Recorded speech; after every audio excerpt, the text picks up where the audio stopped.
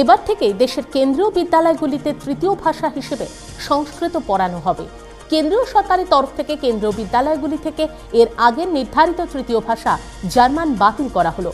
মানব সম্পদ মন্ত্রী স্মৃতি ইরানি জানিয়েছেন, 2011-তে ম্যাক্সমূলার ভবনের গোয়েটে ইনস্টিটিউটের সঙ্গে ভুলক্রমে জার্মানকে এদেশে তৃতীয় ভাষার মর্যাদা দেওয়া হয়েছিল, কিন্তু এটি দেশের শিক্ষানীতির পরিপন্থী। তাই এখন থেকে আর জার্মান নয়, সংস্কৃতকেই তৃতীয় ভাষা হিসেবে পড়ানো হবে কেন্দ্রীয় বিদ্যালয়গুলিতে। এমনকি এ বিষয়ে সুপ্রিম কোর্টে আবেদনও করেছে কেন্দ্র। ঝাড়খণ্ডের নির্বাচনী প্রচারে এবার গেরুয়া শিবিরের হাতিয়ার বাবুল পেয়ারে।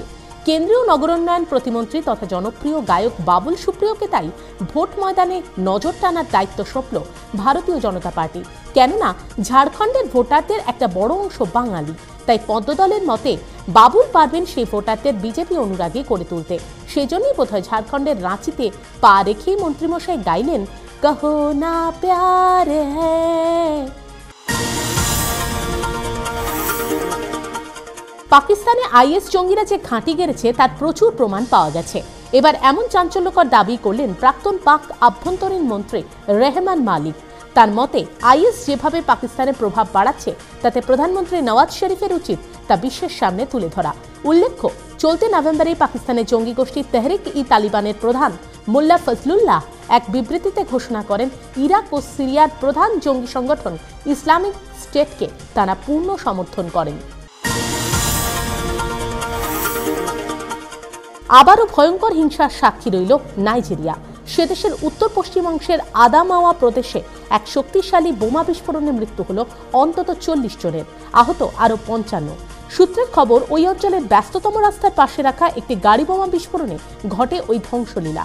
বিস্ফোরণের দায় এখনো কেউ স্বীকার না করলেও সন্দেহের তীর নাইজেরীয় জঙ্গি সংগঠন বোকো হারামের দিকেই। ঘটনার তদন্তে নেমেছে নাইজেরীয় পুলিশ। সফল হলো ইবোলার পরীক্ষামূলক টিকা।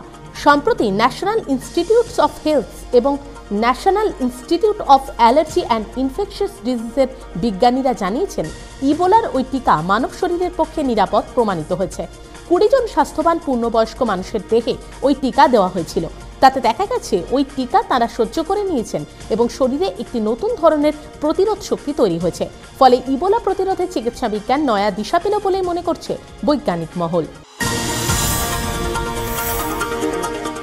কথায় বলে মানুষের সব খায়, আর সর্বভোগ মানুষের সেই অভ্যেসের ফলে এবার সংকটে বিশ্বের মেনিভুলোরা।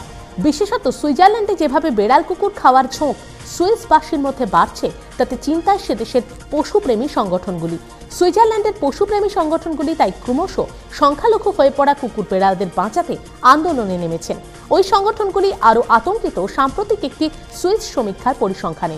ওই সমীক্ষা অনুযায়ী মানুষের খাই খাই স্বভাবের জন্য গোটা বিশ্ব থেকে কুকুর বিড়াল গত 10 বছরে কমেছে প্রায় 28%। ভাবুন একবার।